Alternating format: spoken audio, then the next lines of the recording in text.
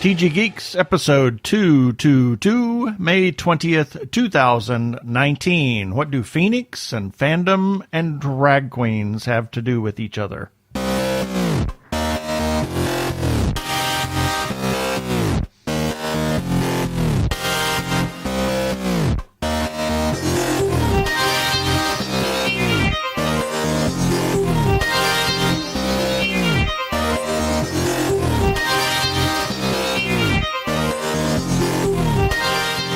Hello and welcome to another webcast from tggeeks.com, where Ben and Keith, the two gay geeks, talk about all aspects of geekdom and nerdery. Sci-fi, comics, film, horror genre, you name it, we talk about it. As this episode will prove. Yes. I'm Keith Lane, and we're coming to you from TG Squared Studios in lovely middle of May, and it's not even 80 degrees and overcast, Phoenix, Arizona. Yes, and I'm Ben Raggington, coming to you from a place where we're supposed to have a lightning storm coming up within the next 24 to 48 hours. Yes, here, it's 73. Wow, it's amazing. Phoenix, Arizona. So, let's just get on with this show. Prepare for hyperdrive. Meanwhile, in the Hall of Episodes, the two gay geeks are discussing this. Well, coming up in this episode, we have Brendan Ray from Square Egg Entertainment, and he is here to talk about the new signature event of Phoenix Fan Fusion, the Queen Lantern Corps Drag Extravaganza. I'm so looking forward to this. This is going to be so much fun. Yeah. And as always, we have our birthday shout-outs. We have our featured podcast of the week, everybody's favorite feedback, and we've got a couple of things to talk about in the second segment. Alan Moraine. Yes. Don't think twice. Alan Moraine. It's so nice. Or whatever what? The heck it is. I don't know. Wow. Alan Moraine, throw the dice. Yeah. And then we have a recap, weekly recap, and some follow-up items. And we've added a new little thing since we know what's coming up. We've got a little clip in just before we sign off about something we're going to run on Tuesday. So let's just get right into talking to Brandon.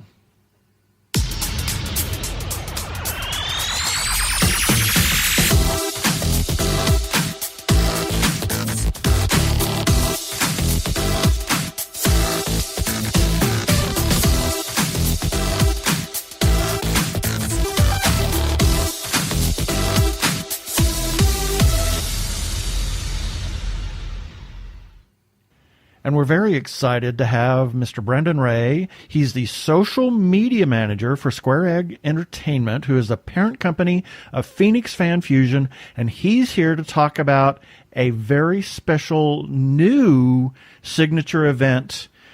Brendan, take it away and tell us about this signature event. Yeah, so this year we're having our Queen Lantern Corps Drag Extravaganza, if you can say that 5 times fast. I'm not going to. No. Yeah, no. Not going to do it. It's great. We have a lot of local queens that are coming out. We also have Fifi O'Hara from RuPaul's Drag Race coming out as our headliner. So some of our local talent includes Savannah Stevens, Barbara Seville, Coco James, Eddie Broadway. With quite a few more that were coming out. Really excited to have this as our first year show. Something new that we're bringing to Phoenix Fan Fusion. It's something that we've had a lot of people are getting excited for, a lot of positive messaging from us saying that they're so happy that we're bringing this aspect into our show. Cool. Yeah. Yes, this is the thing that I'm really excited about because I've been following a lot of the Comic-Cons and the other big conventions that are a la Comic-Con, and what I've really noticed that here in Phoenix, of all places, this is the first place that I've seen where there's been some kind of emphasis on diversity. And especially in regards to the LGBTQ plus community. This has got me so excited that we've got this kind of show. I mean, please share what was the genesis of this? I mean, how did this all come about? So we've had a meeting before as we're like planning everything out for this year. And I mean, I was thinking, I'm like, yes, it'd be kind of great to have other shows come in. And I'm thinking of what are some other ways we can bring new fandoms that haven't had delight at our show. Like, how is that possible to incorporate that? And one of our staging managers, Guido, he's pretty much came into our meeting one day and was like, hey, like, we should do a drag show. And I'm like, yes, like, yeah. Why are we not doing this yet? Like, exactly. Yes, like, yeah. And I mean, he's straight. And I was like, a straight man coming up with this idea. I'm like, yes, I'm 100% behind. Like, what can I do? And he's like listing off some drag queens that he's already started to talk to. I'm like, yes, like, I am so behind you. Like, this is amazing. Like, I'm so happy that you've already started talking to these queens and like trying to figure out, how we can get as many local supporters and local drag queens into this, and then also finding like a headliner to come in. And we threw around a few names, and Fifi O'Hara came up, and we're like, yes. And I was like, we went on a huge tangent about talking about different queens from RuPaul's Drag Race, and like talking about if we've done drag before, and I'm like, maybe one time, and and they're like, yeah, do you have pictures? I'm like, no, we don't have pictures of those days. Like, no thank you. No, she's gone away. One picture, and then somehow it gets plastered all over the Exactly. No, that queen, her ship has sailed. Yeah, I was like, maybe if I had a redo and actually drag makeup on. I had a friend do my makeup for me, and it was she didn't necessarily know how to do drag makeup. She just it's specific. girl makeup on a boy. I'm like, I don't know if this works. No, I dated a drag queen quite a few years back before I met Keith, and it's very specific. Yeah. So Phoenix Fan Fusion, in all of its incarnations, or Square Egg Entertainment, let's put it that way. Let's just call it Square Egg Entertainment, and all of the shows that they have always done have been very accepting and very open, and just diverse in general. And so this is a natural extension to that diversity and that openness and the willingness to have everybody kind of get along. I think that's a wonderful thing that you've added a drag show, and that quote unquote fandom into the show this year, and that's great. Well, something that I've noticed, and I've said this in the past regarding, before it was Fan Fusion, when it was Phoenix Comicon, but the mentality is still the same, and that is, it is the friendliest convention that I've ever seen. I mean, despite the fact that it's just crammed full with guests. And when I mean guests, I mean I'm talking about people off the street who are coming to experience a convention.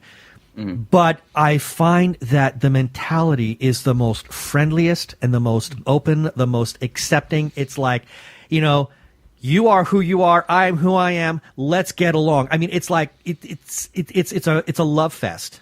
Well, for all types, for all walks of fandom. And maybe we've had rose-colored glasses, but that has been my impression. Yeah, it is generally the friendliest convention that we've been to, and to see anybody and everybody accepted, no matter whether we saw a kid at it was the old Fan Fest. Yeah, the very first Fan Fest, and when it was out at the mothership. And this kid had a towel and a T-shirt, and everybody was just This was the cosplay contest, and he was up there, and everybody was so accepting and genuinely interested in what he was doing. The kid must have been 10 or 12 at something most. Like that. So it was. This is a good convention, and I think it's time that we had a drag show at the. I think it's one of the questions that I got. Given the name that's Queen Lanterns, is there going to be any kind of emphasis on maybe the genre? Like will we see some queens actually trying to do some superhero cosplay? Which I would just geek out in the biggest way if they ever tried to do that. Yes, actually. So each of the queens have, we have a group that they've been able to talk with each other and to say like, hey, I have dibs on this performance or this song or this cosplay. And so it is geek themed, which is kind of exciting. So it has like a little more of like, yes, you can do your drag performance, but like, let's see a geek twist to it. Oh, Oh, I That's love great. it. Okay, That now I'm is real wonderful. excited. So yeah. So when you started working towards this, what was the whole? How did you come up with the Queen Lantern Corps and then Dragstravaganza? How did the show take shape? Yeah, and I'm sure it's had 25 incarnations at this point to come to the final. If you're even in the final stage of what it's actually going to be at this point. Yeah, so it's kind of evolved from, finding the local talent that wants to be involved to finding the headliner, because that's something we wanted to bring out. It's like we want to, yes, bring out the talent for us to have a good drag show and have different performances, but we want to also cater to that demographic as well. So saying if you do drag or you love drag, that there's another reason for you to come out to see someone that you've seen on TV or, fallen in love with, or, heard some catty remark that you're just like, yes, like say it, or like having that connection. I think having a guest from RuPaul's Drag Race is kind of bringing that together, saying like, oh yeah, it's not like I just love drag and I love performing. It's like, wow, I can actually meet someone that I've seen on TV or that I've seen on RuPaul, and kind of be able to ask them questions or perform right alongside with them. So I think it's kind of, it adds to the show, is like, it's not only just to see the performance, but it's also for the queens that are there to also get something out of it as well. And I think it's all around like boosting that fandom. I just realized my mom might want to come to this because she loves RuPaul's drag show. She's crazy about it. And she loves the people that RuPaul has worked with on that show. So I wouldn't be surprised if she says, oh, can I come? Yeah. Anyway, so this being a signature event, and does that kind of indicate? Well, obviously it's going. Well, a lot of things depends. Depends on how well it does. But assuming that it's something a success, that will be coming back each year, or that's the idea. So, as of recently, as of last year, usually we have the burlesque during this time. But Sable, the one who was running it, has moved, and having her come back isn't as easy as it was when she was living in Phoenix. So we're trying to figure out, like, do we want to continue that, or do we want to find something new? And to, keep things changing and to bring new aspects in. I think that's the reason why, the sole reason why we essentially started the drag race or our own drag show. We're going to start. Watch out, RuPaul, we're coming. we're starting our own drag race. Yeah. So I think that's kind of, what got everything moving into the direction it is that, we have the ability to add new content to our show. And it's really pushed us forward to saying, like, what is stuff that is relevant in pop culture. And, RuPaul's Drag Race is huge. It's like it's moved from logo to MTV, and it's becoming more mainstream, and it's something that I think that we haven't really seen at other conventions. Right. And I think bringing that in is kind of, ushering in a new era of, like, yes, you can go to DragCon, which happens to be the same weekend, which has kind of had its ups and downs, because there's, like, are people going to go to DragCon versus coming to Fan Fusion? But we want to, not everyone who loves drag is going to DragCon in California. Right. Mm-hmm. Right. But being able to bring that home and saying that, we accept that here, and we want to show the people that, are part of that community that there's an opportunity to come show their own love and fandom for the drag race genre, to come and drag. And we've actually had this, one of the comments that we had on our post is like, oh my gosh, like, I'm so excited. I was going to debut my drag at the show, without seeing that we were putting on a drag show. And they were just that much more excited because, they're now doing it for something that is connecting with, an event that's happening at the show. That reminds me, because I do seem to recall, you're walking along the exhibitors hall, and you see cosplay just bursting out of the seams there. And I do recall seeing, every year there are always several queens that are there that are sporting their drag superhero wear, and it has always been amazing at the quality of some of that work. So again, I think this is a really great opportunity for a presentation, a formal presentation of this nature, where this can be shown to the general, the convention going public, shall we say? Right. Yeah, and I'm excited to see the people that have never been to a drag show, that haven't really been around that, because usually if you have to go to a gay bar or a specific, or going to Pride to see something like this. So I think that bringing this somewhere where it's so much more accessible to people that aren't going to those places to see that and be like, wow, like they look amazing, like something that they are like can be in their own comfort zone and still see something new. I'm glad you said that, because I've gone to a number of drag shows and they are fun. There's and if anybody's really worried about the content of some of these drag shows, no, these are amazing. They are a blast. There's a lot of music. There's a lot of laughter. It's just crazy fun, and you see some really glorious work that is done by the queens. I mean, they really know how to do themselves up. So if you want to, it's almost like watching a pageant, I would think. I mean, they are so much fun. So, anybody who's listening to this, who's in the Phoenix Valley or will be in the area for Phoenix Fan Fusion thinking, drag show, I don't know. Hey, don't worry about it. I mean, they are a blast. They are so much fun. So we should mention here that this is a separately ticketed That was my next point. So tell us about that. Yeah, so this is it's a paid event. We have two options for pricing. One is general admission, which is $15, and the front of house, which is selling out. We have which is $25. Both include taxes and fees, which is just a few extra dollars. And everything can be found on the same buy page or the purchase page on our website. So the same place where you find to buy passes to the show. On the left-hand side, there's going to be under parties and events, there is the drag show where you can purchase those tickets. Right. And I was trying to see right now.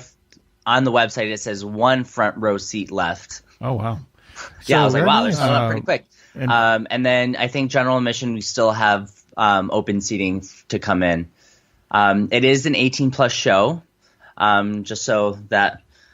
And I think we are going to still have aspects. We talked about having programming like, so you want to be a drag queen. That's still, I'm not sure if that's been solidified. I think we were still trying to find someone to run the panel. But we are looking to, and if it doesn't happen this year, but we're looking to grow the drag programming aspect of that too. So if it's queens coming in and giving tips and tricks to people who are looking to become drag queens, or just getting an idea of how it works, and then I also was throwing around some ideas of like halftime. I'm like, we should find people from the audience and make them into drag queens. Yes, within 10 minutes. That would be a laugh and a half. Yeah, so much fun. So we'll kind of see how that plays out. I'm really hoping we can get the queens on board to do that. I think it's usually just making sure that we have, someone that isn't having to get ready for their next set, who can stay on stage and to pretty much facilitate that. Right. Yes, because people may not realize, but in between sets, drag queens are going through a rapid costume change. Yeah, seriously, got change and the wig and making sure everything's put away and tucked. And if anybody wants to know, take a look at the Robin Williams movie. Good grief, Birdcage. There's a little scene where you see the drag queens quickly backstage changing. Yes. That's a tiny glimpse as to what they have to go through. I mean, it's a real workout for them, and I think it helps. it makes it even more impressive what they have to do. Because I envy them what they have to pull off.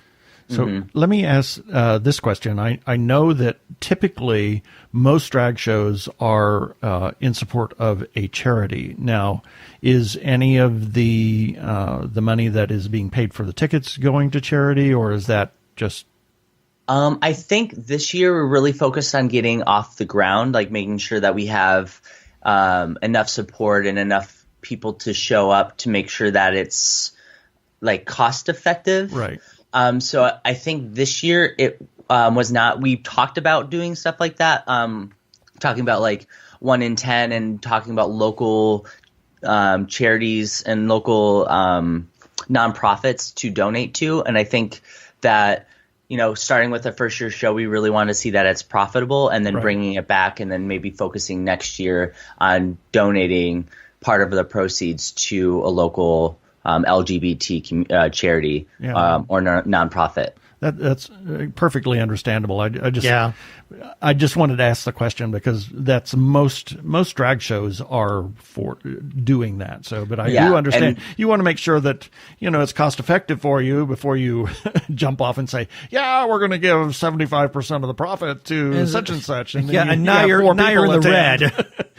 I mean, it's something that we did talk about, and I think like we talked about like in the future, that's something that we want to, give back to the community. Right. And I think that gains awareness for us. And it also, like I said, gives back to the community that we're essentially like raising up and, showing our support to. Super. Yeah. So I want to take a slight sidestep here. Because it's been great chatting with you. Just a little curious. How did you get involved with Square Egg? So, funny story. It starts way back in college. I graduated in 2014. I was going to say 8 months ago. 8 months ago, yeah. No, so I graduated NAU in 2014. One of my boss, her and I were in like about 50% of our classes together. We did our capstone together. Worked really well. Like she would be writing all the text and the copy, and I would be making the designs, and we would put them together because we were both advertising and public relations. So as we are like making stuff, and I would essentially do all the design work, and she would put all the copy into it. So it's like we have two halves of a whole. And then so everything was working great. Graduation happened. Like we were all kind of off on our own things to do. I'm about 2 years after that graduation. I'm working as a server at the Angry Crab, loving it. Like I'm making money. I'm like, I know I should be doing stuff for my degree, but it's fine. And she messaged me on Facebook one day and she's like, hey, how's it going? And so we are, chatting for a little bit. And she's like, I noticed that you aren't really doing anything with your degree. I was like, thanks for reminding me. Like things are going swell. But she's like, yeah, I think I have this job opportunity that, I think you'll like. And she's like, yeah, it's at the time Phoenix Comicon. And I'm just like, hold up. Did you say that right? Phoenix Comicon? She's like, yeah, I mean, I think it'd be great. Like, so I started off, I was like, let me come in and see what's up. And it was like right before FanFest 2017. Okay. Yeah. And she's like, yeah, just come in and, we'll give you a full event pass and we'll just have you do some social media and tell us what you think and give you kind of an opportunity to see how things work. And before then I've never been to a con. So I was like, sure. Cause I've seen it. I watch videos and I've like seen them for like other shows around. And I was like, yes, like this sounds amazing. Cool. So, and it went from there. And after FanFest, they're like, yeah, we really like, your enthusiasm and you just jumping right in and, not being afraid just to do what you need to do. And I'm like, yes, let's do it. And they brought me on part-time and then it kind of has worked its way from there. So I've worked from being a social media associate to now managing, and it's great. Like, it's just been fun to see how, everything works, and going from helping out as much as I can. Like, I'm like, what do you need me to do? Right. And it went from past donations from that year for Comic-Con, which I thought I did a really good job. We ended up giving out that year like 30,000 passes. Wow. That's great. Just to different nonprofits and charities. And Matt, the owner, was really surprised. He's like, wow, like 30,000, like you've been busy. I was like, yeah, I mean, I do what I can. And then it's slowly moved to like other things that I've been able to pick up, like helping with like the photo booth and helping now like managing. It went from like slowly doing a few social media posts to now like doing 95% of the social media posts, and it's a full-time job. Yeah. Well, I'm looking at your Trust me. Facebook page right now, and it's like, oh my god, it's like it's like, okay, comic this, comic that, convention. Yeah, you're doing a lot of social media stuff there. Yeah. So it goes from, I mean, and it's just grown. It's been like this mix of, a lot of social media posts. Now it just becomes like 5 minutes and a social media post and is up, ready to go. When before it's like trying to find inspiration. I'm like, I have like 30 minutes trying to figure out how to write this social media post, and it's grown. So we can understand that. We deal with social media every day as well. Yeah, I think we spend more time doing the social media portion than we do actually creating content. Exactly. Yeah. So we would love to talk to you more about this. But we're up against the clock. Tell us when the show is, and What are the costs first? what are the costs, and then where can all of this be found on social media so that people can learn more about it and then pursue this? Yeah, so the show is May 23rd to the 26th, which is Memorial Day weekend, which is starting on Thursday. You can find more information about our show at phoenixfanfusion.com, which you'll be able to see all the guests that are coming out, all the events where you can buy passes, autographs, photo ops. If you are still looking for hotel information, you can find that there in our partner hotels.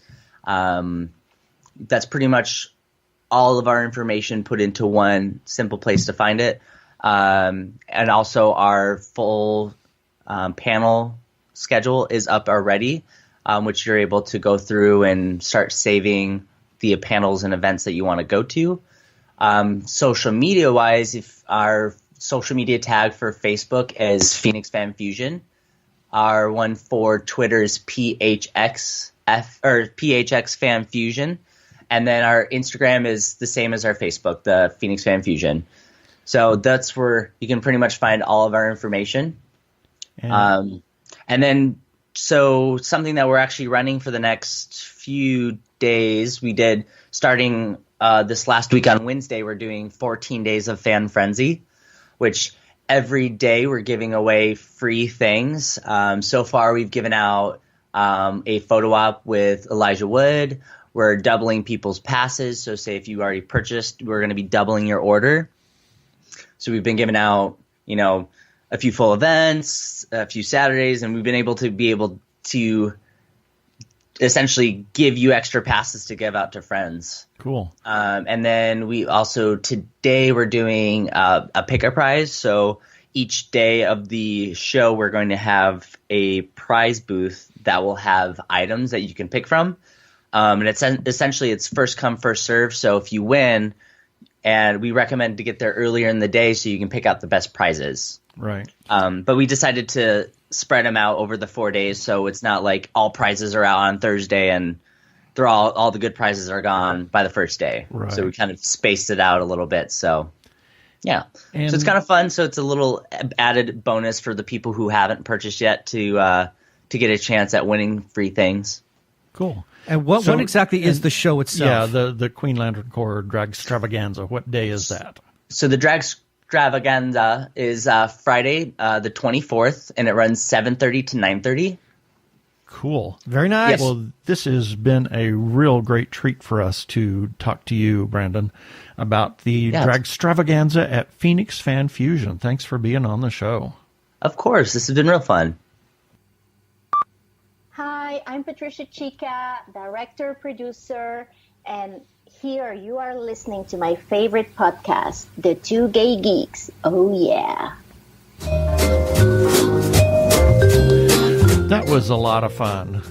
Yes, it was. I'm now really jazzed for this event. We're actually going to be there, and we're going to be covering that, and we'll have an update from Phoenix Fan Fusion about that Dragstravaganza. So it could be. I'm looking forward to it as a new signature event for them to see how that goes. I hope it goes over well. I do too. I'm sure it will. I think it will. Yeah. And here's a few selected birthdays for May 20th through May 26th, 2019. May 20th, Jack Gleason, who was the Joffrey Baratheon in Game of Thrones. Interesting that his birthday should be the day after the final Game of Thrones episode. And also we have Dolly Madison, who made some wonderful cakes. Yes, she did. Yeah. Is that Dolly Madison? That Dolly Madison. Yes. Yes. And Sherilyn Sarkeesian. Better known as Cher. Better known as Cher. Yes. And Mindy Cohn on May 20th. May 21st, Lawrence Turod. I pity the fool. As Mr. T. And remember. Is that not the right Burr? No. Oh, this is Raymond Burr. Oh, yes. Ironside, among other things. That's not Not Aaron Burr. Yes. That's a joke. Ha, ha. It was a commercial we saw. What was it? Oh, was it? It was. I think it was a peanut butter commercial. I don't remember. Probably. Anyway. Yeah. Or it was something completely different. Yeah. Also, May 21st, Facebook friend of ours, Bob Nelson. May 22nd, Laurence Olivier. Richard Wagner. Okay, I wasn't sure if it was Richard Wagner or Richard Wagner, the actor. Richard Wagner. I couldn't tell. Aha. And Bernie Taupin, Harvey Milk, Hergé, and Sir Arthur Conan Doyle. Yeah. Sherlock Holmes, okay, yeah. So Conan? Conan, yeah. Yes. Did he write the Conan? Yes, he did. How did you guess? Also, friends of ours, Victoria Blunt, Janine Berryman, Nikki Hunter, Bonnie Marks Wright, and my grandmother, Verna Mae Lane. She would have been 107 or something like that if she was still living. May 23rd, Joan Collins, Rosemary Clooney, and Robert Moog, or Moog, however you want to say it. Yeah, Moog. The synthesizer. Yeah, the creator of the Moog synthesizer. Yes. May 24th, Queen Victoria, Patti LaBelle, Tommy Chong, Alfred Molina, Roger Deakins, famed cinematographer, Jim Broadbent, Daniel Fahrenheit. It's all centigrade to me. And John C. Riley, also friends of ours, Kim Smith, and Justin Cruz. May 25th, Mike Myers, Sir Ian McKellen, Frank Oz, Octavia Spencer, and Beverly Sills, famed opera singer. May 26th, Stevie Nicks. Arizona's own Phoenix. Stevie Nicks. Arizona's own Stevie. She lives. Snicks? Yes. Snicks? Yes. Snicks. Yes. Snickers. Snickers. Oh my God. Oh dear God. Ouch. Anyway, also, and Helena Bonham Carter, and I put Lauryn Hill on here because she's a singer, but remember when we went to Vegas for In Between Your Mother's birthday, and we were sitting there in the MGM at that bar right in the middle of MGM, sitting there, and constantly every 30 seconds, Lauryn Hill. Oh God. It's like, Jesus My God. I know. I was. It was just blow my ears out. Yeah, I was getting She was really having tired a of big that. concert there. Anyway, I put her on there for that.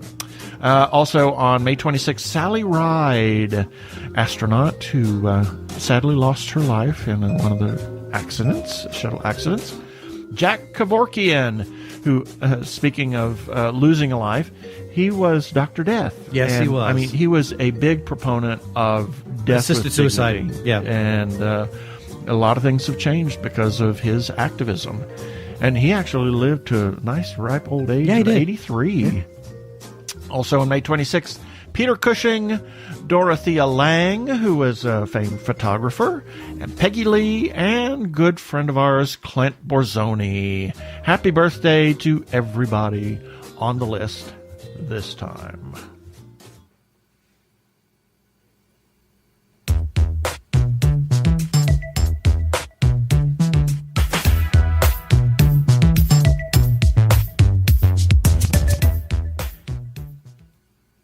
Hi, this is Holly. You're tuned in to Krypton Radio. It's sci-fi for your Wi-Fi.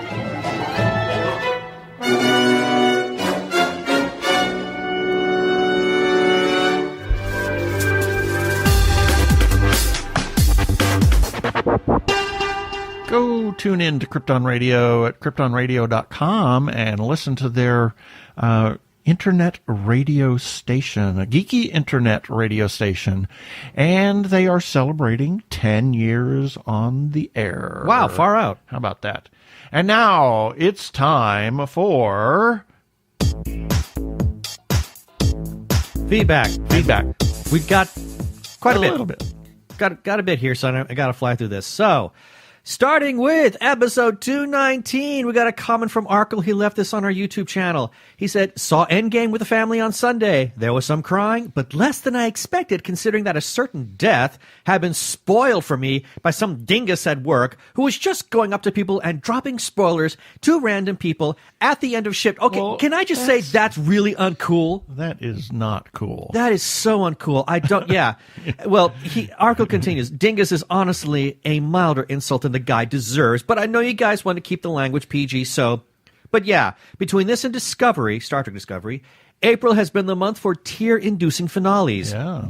He's right, it was. I will say, though, while I love the movie overall, I do agree with criticisms regarding a certain character's weight in the movie being used as a punchline. As someone who's been having struggles with his weight his entire adult life, I cringed at how much the audience was laughing at that. It didn't ruin the movie for me, but it was unpleasant regardless. Yeah. I can see that. Yep. So now, moving on. This is regarding Aaron's Arcade of Words reviews, the sequels, number 3, Van Helsing High School. Got a comment from Fanbase Press who put this out. Put out the sequels, and they write, thank you for an incredible review, to which E.M. Knowles, who did the review, she responded with, well, thank you for the incredible material. Yeah. Then moving on to episode 220, got another comment from Arkle on our YouTube channel. And he's going to do it really fast. Yes, yes, because I have to. I think Ben sometimes reached too fast. He completely agreed with me that Discovery Season 2 finale was the best cliffhanger since Best of Both Worlds Part 1, but responded as if we differed on that point. I think he was reacting to the remark that I made about Enterprise Season 3 finale. You know, where the last shot is the alien Nazi uniform. A real WTF moment, and otherwise solid episode and satisfying conclusion to the Xindi arc. Okay, let me say that the reason it sounded so weird at that time, Arkle, and I did comment back, I said, something happened here in studio that completely derailed me, which is why I read that your feedback from that episode a little bit weird. So, moving on. We got a comment for the same episode from Katie Edwards, and this is, we had interviewed Michael G. Williams, who was the author of the sci-fi novel A Fall in Autumn. And Katie Edwards writes, I'm going to have to check this out. The synopsis of A Fall in Autumn sounds wildly creative. Thanks for the recommendation, as always. And interesting that they probably live within a 30-mile radius They of each do. other. They do. I'm surprised they haven't met up yet. And then lastly, got a comment from Beth Acamando. It was her birthday. We gave her a shout, and she says, much appreciated. And then finally, this is regarding Jeannie's Yaps, Restaurants on the Road, her review of The Market on Houston in San Antonio. And got a comment from Market on Houston. And they write, "We are happy to hear you enjoyed Market on Houston and loved your review. Safe travels on your cross-country trip." And Jeannie responded with one of our favorite stops of the entire trip, not just San Antonio. And that is our feedback for today. And if you want to leave a comment, you can do that on our Facebook page, or you can comment on our YouTube episodes, or on any of the episodes or articles on tggeeks.com, and you can receive a shout out on a future episode. We also have a listener feedback line, and we want to hear from you. If you want to leave us a voicemail, you can do that, and you can call 469-TG-GEEKS. That is 469-844-3357, and leave a voicemail. We'll play it on air. And as always, in any comments or voicemails, please play nice. Yeah, baby. They're like two gay geeks. They're together, you know. They're two gay guys and they're geeks. Is that okay?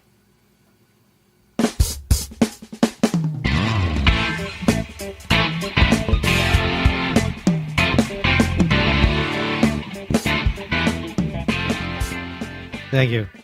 I want to say that reading Arkle's feedback at light speed gave me a head rush. So, a couple of things. The last Monday, we had the really enjoyable pleasure of seeing, it was a Fathom event for the documentary What We Left Behind. Yeah. So, Love Letter for Deep Space Nine. Yeah. So that's the whole Alamarain thing. Yeah, because there is a reference to Alamarain at the very end of the documentary. I've got a review for it on our website at tggeeks.com. So everybody, you can kind of get a sense of what I thought about it. But, honey, what do you think? I thought it was a great love letter. It really was a great Really, it was documentary. very enjoyable. It kind of spurred us to start a rewatch of Deep Space Nine. Yeah, we're mainlining DS9 again, all 7 years. Yeah.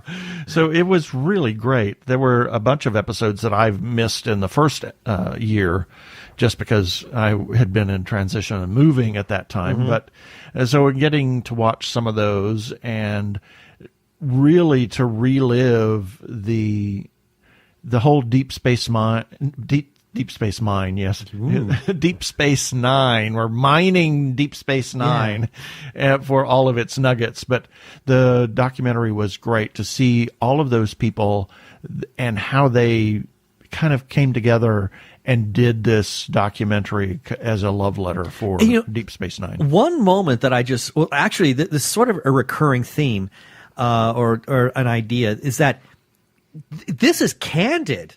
I mean, there are some really interesting, candid conversations that are both serious and at other times really funny. Yeah. I mean, there's a great moment where Nana Visitor is calling out Ira Bear about a romance that Kira was supposed to have, and he denies it, and she catches him in it, and it is the entire theater was in hysterics over it. It was such a joy to watch. Yeah. And if anybody wants to know about it, it does come out on Blu-ray in August. Yeah. So I can't wait to see it again. Check it out. Yeah. It's a great documentary about Deep Space Nine. I always loved Deep Space Nine. It was a great series. Very much enjoy the series. I mean, it took a couple of years for it to get its legs, but once it did, it was phenomenal. Yeah. And it's great to see that, they really are, just this tight-knit family. Yeah. Still to this day, they're very close friends. Yeah. And, it's as a fan, I appreciate that. Yeah. We also want to talk about a short film that made its premiere at the Cannes Film Festival. Actually, at the American Pavilion during the Emerging Filmmakers Showcase. It's a mouthful. Wow. The Emerging Filmmakers Showcase at the American Pavilion, but the LGBTQ Showcase, which is a new part of the Emerging Filmmaker Showcase. And as of this recording, it was just about an hour and a half ago that it made its premiere. It's a short film by Ayman Saman. Ayman Saman. Why do I know that? I know. And Rasha Muhammad. And we've run several things. Check out the articles. They'll be listed in the show notes for this. And I want to point out that Ayman, right as it was about to premiere, he posted on Instagram a live video where he showed the room. and it was packed. It wasn't a huge room. It seats about, I'm going to guess, maybe 40 people, but it was packed with critics and reporters. Yeah, we're not going to give anything away because we have something special coming up about that. So, but I think that it was a great short film. It's a marvelous short film on so many aspects. I mean, it's well written, it's well acted, it's well directed, it's well shot. Everything. I mean, I cannot find flaw with this film. It's as a short film, it's beautiful. Yep. I'm Daniel Radcliffe, and I believe that reaching out for help is the bravest thing a person can do. If you are struggling and need support, call the Trevor Lifeline at 1-866-488-7386. It's free and confidential, and trained counsellors are there to listen 24/7 without judgment. To learn more about the Trevor Project's life-saving work for lesbian, gay, bisexual, transgender, or questioning young people, go to thetrevorproject.org. If you are in transition or have already transitioned and are in crisis, or you know of someone in crisis, there is a special hotline just for you. The hotline is provided by translifeline.org and staffed by specially trained counselors who are transgender themselves. The hotline in the U.S. is 877-565-8860. In Canada, it is 877-330-6366. Or you can go to the translifeline.org for more information about the important work they are doing. Please reach out for help.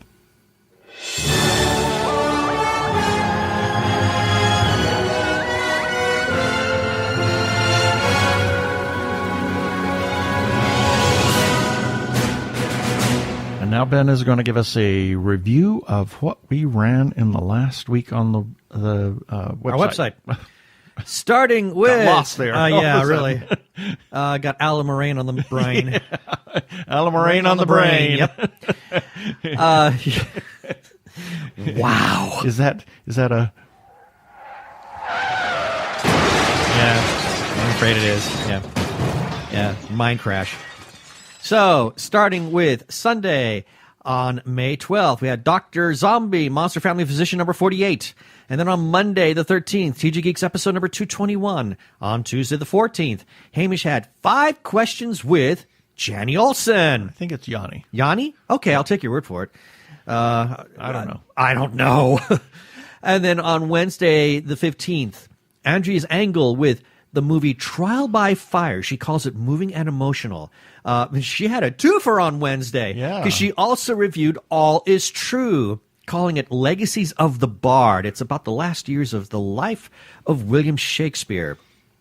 And then on Thursday, the 16th, Ro has a movie review for Tolkien, and she says it's not a portrait of the artist. And I'm actually bummed when I read her review. Yeah. I was like, oh, and I really wanted that movie to be good. And she well, you need to read her review to get her take on it. And then on Friday the 17th, News Sushi number 63, morsels of news from Japan and beyond. And then Ro has another review, this time for the movie The Souvenir.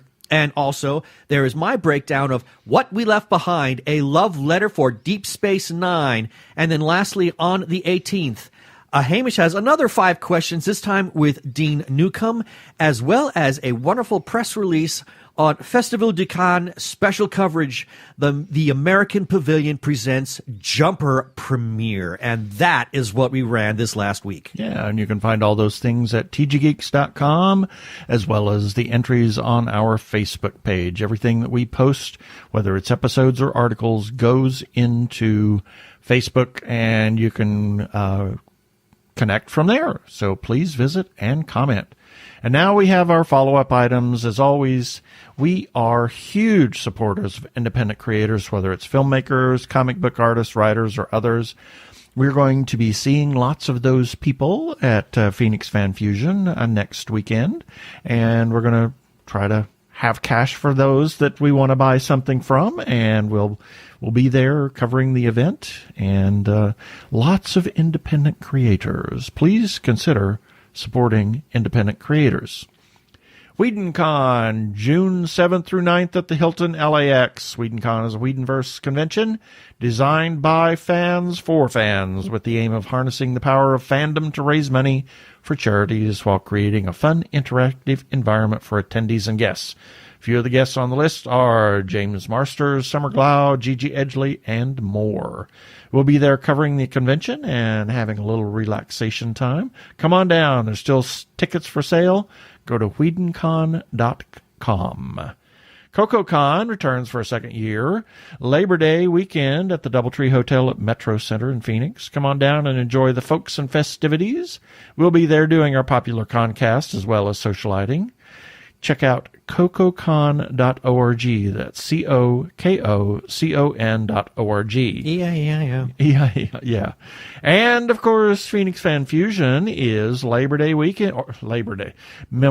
Day weekend at the end of this week. Be sure to check out all the guests and the panels at PhoenixFanFusion.com. We'll be wandering around and covering the event. We'll also be covering the signature event that we talked about early, Drag Extravaganza on Friday night. Check out the article. We'll have some other things going on and updates as we get them. Yeah, and if you see us wandering around, we'll have our show shirts on and everything. Hey, if you want to say hi, let's walk up to us and say hi. We'll chat a bit. Yeah, don't knock us down, but just say hi. Yeah. It'll be hard to get around there as usual. Well, hopefully Friday won't be too bad. Yeah. And the Joshua Tree Feeding Program. We want to support them. The goal of Joshua Tree is to provide nourishment for low-income HIV-positive residents of Maricopa County. They provide balanced meals from their pantry, and it is a pantry where clients have the opportunity to choose what they want, like a grocery store. They don't just get a box of food that somebody else chose for them. They get to choose their own stuff. Please consider supporting Joshua Tree either with a single gift or a monthly recurring gift. Go to jtfp.org. Special shout out to the Human Arkle. You heard from Arkle earlier in this episode during the feedback. That's Brian Weber. He puts out the Arkle Times Post-Dispatch News, which continually, even recently, they reran our press release on Festival de Cannes. Oh. I was very happy to see that. Yes, if you want to read the Arkle Times Post-Dispatch News, just go to Twitter and search Arkle, A-R-K-L-E. And we need to give some Facebook groups a couple of shout-outs as well. First, to Gay Geeks After Hours. Big thanks to the moderators for literally saying that we can share away our content, and we do. And their URL is facebook.com/group/Gay Geeks After Hours. And then to The Gay Geek for also allowing us to share all of our wonderful stuff on their page. And their URL is facebook.com/group/thegaygeek. And there we have to give special thanks to their moderator, Jeremiah Reeves, for giving us his blessings to share all of our content there. Yes, thank you, Jeremiah. And lastly, we are now found on Spotify, TuneIn, Stitcher, as well as where other fine podcasts can be found. Also, check us out on Krypton Radio at 3 a.m. and 3 p.m. Pacific time on Tuesdays, and listen to the other content. As we talked about earlier, they are a 24-hour geeky internet radio station. Please rate us and review us on iTunes, and don't forget to subscribe to our YouTube channel.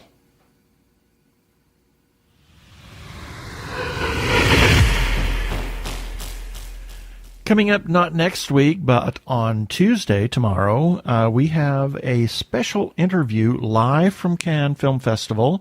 Julie Sisk, the founder of the American Pavilion. We're going to play a little clip here of something we talked about. That we've actually now spun off a segment of this Emerging Filmmaker Showcase, and the LGBT Showcase has its own section, which is actually going on as we speak. I don't know if you've heard some of the applause in the background, but it's going on in the next room. And it's fantastic. We had a line around the building today of people waiting to come to the LGBT Showcase. Oh, that's great.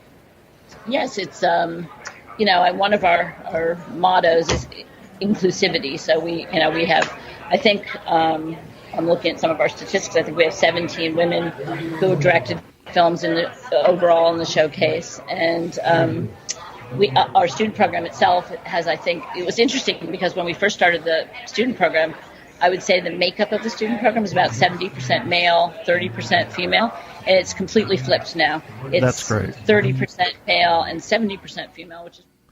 And if you want to hear the rest of that interview with Julie Sisk, the founder of the American Pavilion, tune in, Tuesday. Check out the article. We're going to embed that interview in a special article about the American Pavilion. Yeah, it'll be found on our website, but we will share the link to that article all over social media. Yep.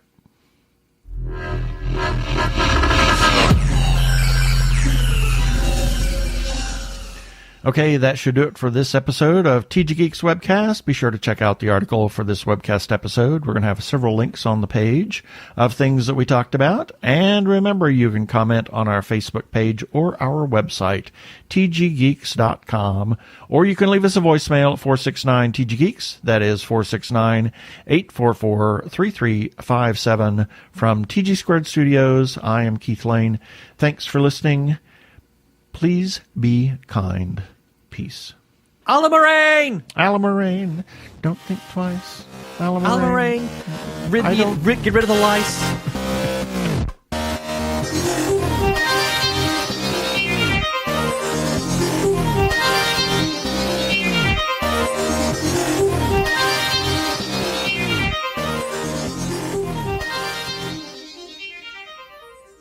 Alamarine, Shap 2.